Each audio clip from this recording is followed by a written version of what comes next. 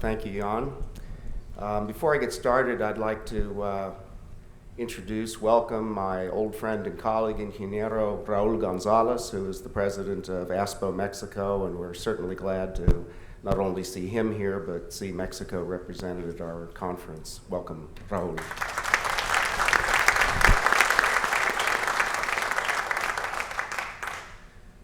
Well, it is interesting how you take at least two geologists, and they always see something different and come to different conclusions. And as Jan said, I don't have any theological or philosophical issues with either of the two presentations that preceded mine. And perhaps a little bit unlike them, I don't do forecasts. What I'm going to do is describe the current state, what's going on right now, what the big plays, and I'm really just going to focus on the Bakken because I don't have time to talk about more, but it's representative. What does it cost to maintain this production? How many wells do you have to drill, and what kind of returns are people getting? So those are my issues, and I guess the comment that companies wouldn't be drilling these wells if they weren't making money, I profoundly disagree with that comment. All we need to do is look back to 2007, 2008, AIG, Merrill Lynch, Lehman Brothers. These guys were so smart that, they wouldn't be doing this if they weren't making money, and now they don't exist. So oil companies do weird things. Capital is provided to them, and they will spend it. They're really good at it. Making money, public companies, they can get more money. They don't have to make money. So there's a phenomenon that I call shale magical thinking. And magical thinking is fun, maybe even rewarding, because it allows you to, through confirmation bias, I tell Tad something that I tell him that Raul told me, and he goes and tells Jan something, and the same thing, and Jan tells Bob, and eventually it comes back to me, and since we all said the same thing, we must agree, and it must be right. Unfortunately, and I'm not implying that the two previous speakers didn't do this, I like to go to the source. I like to look at, well, okay, that's what you say, but let's see if you're right. And since my first degree was not in geology, I have a quote here from Samuel Johnson. And basically what Samuel Johnson says is that there are two things going on. There's expectation, and then there's experience. And while expectation is interesting, experience probably allows you to be disappointed less often. So let's experience the shale phenomenon. What few people realize is that while oil production has increased in the United States, we're not going to become energy independent. Okay, now, I guess that's an opinion, but it's an opinion based on the observations that I will show you. I'd love to be wrong, okay? I'm not pessimistic. I'm not trying to, I'm happy that we're producing more oil than we were a few years ago. Reserves and resources are not the same thing.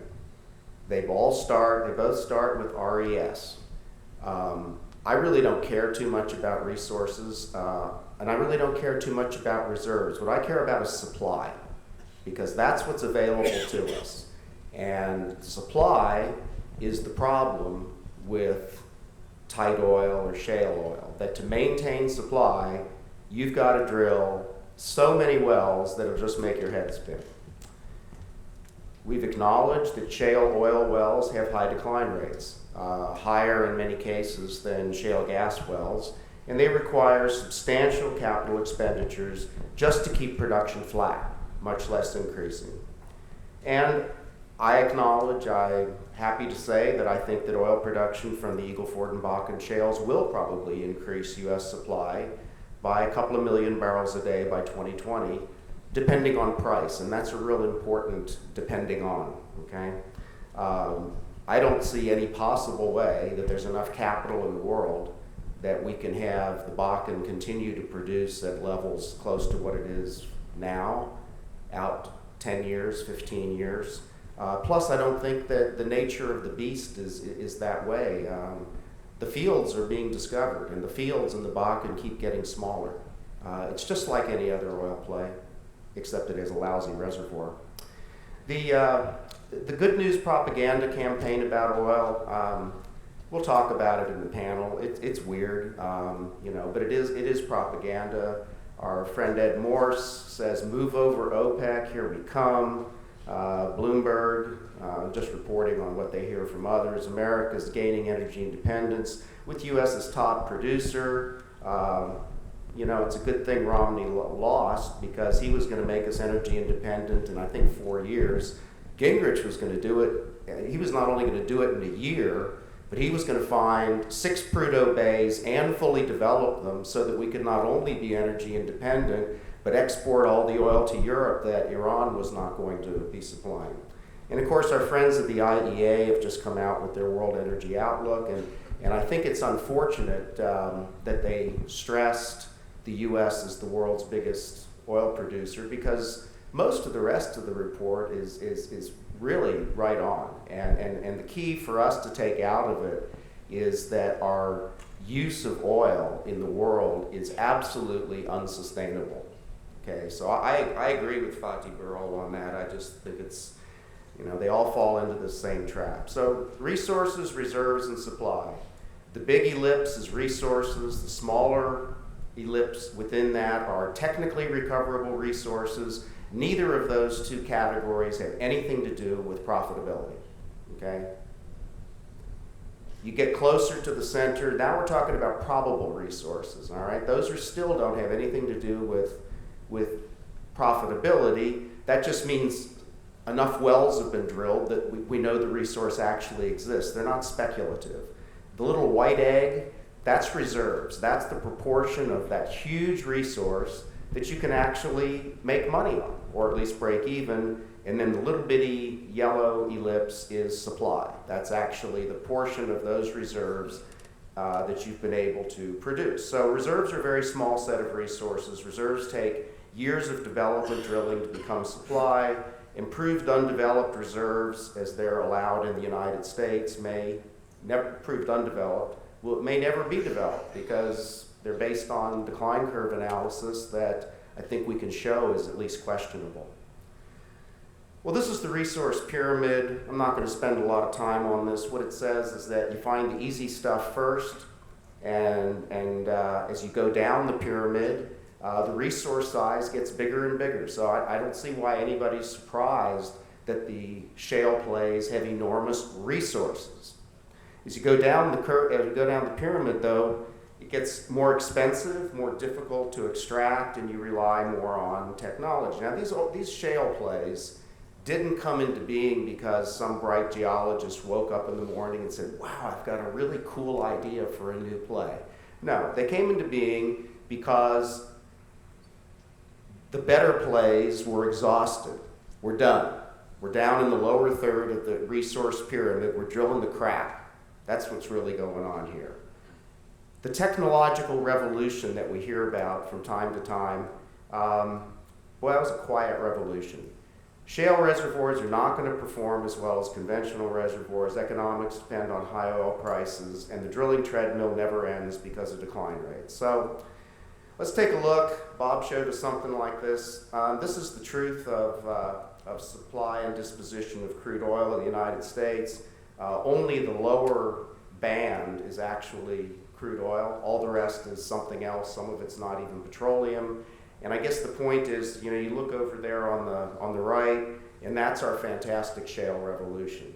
And we can see that on the left, Prudhoe Bay, which was a big deal, 15 billion barrels probably. It's produced almost 13, and all it did was slow the decline. So that's why I'm a little bit skeptical about how we're going to be independent. Well, here's the story here. We've got you got U.S. crude production below and our consumption above, and even with the shale gas, production's now flat at 6.3 million a day, and we got a 9 million barrel gap. Now, 9 million is kind of an interesting number because that's pretty close to what the U.S. produced at peak.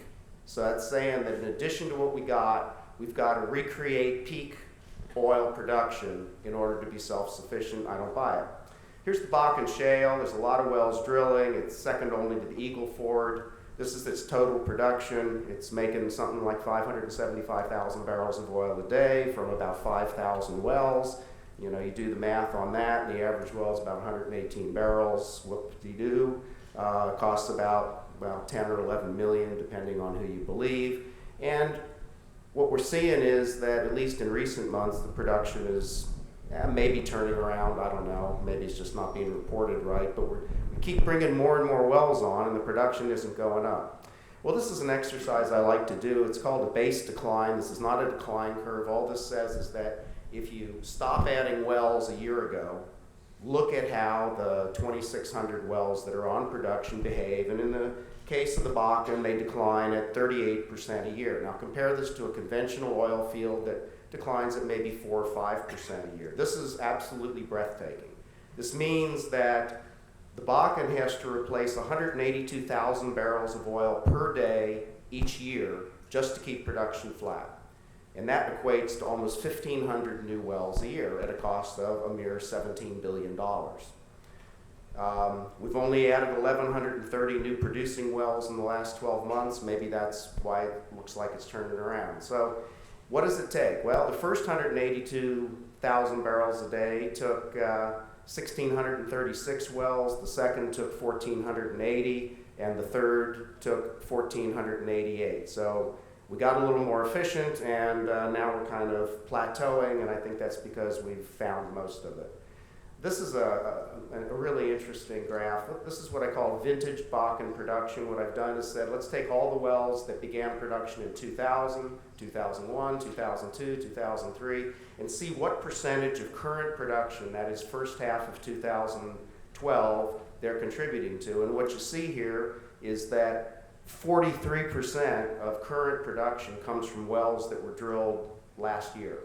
And 25% of current Bakken production comes from wells that were drilled yesterday.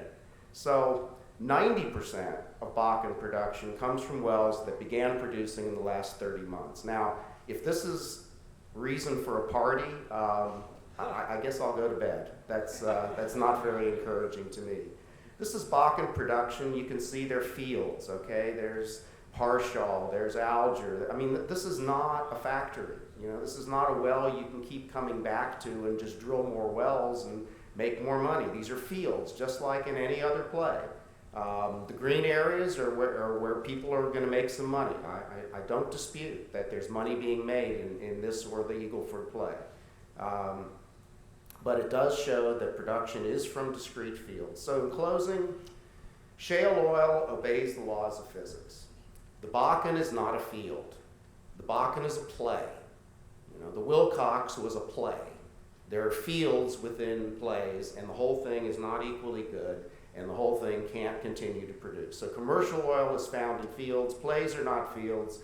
Shale plays depend on constant drilling, and the most current production is from wells drilled yesterday. Decline rates are breathtaking. Shale oil requires infinite capital at a low cost of capital. So if either there's less capital available or you have to pay more to get it, then this whole thing goes south. Therefore, I think it's unlikely that oil from shale plays will result in energy independence. I think the problem with a lot of people's analyses is that we don't pay a lot of attention to three very important things: cost, price, and returns. And while it is true that companies will drill without making money for a while, they can't do it forever because the capital providers eventually say, wait a minute, this is not a good deal. So thank you very much for your attention.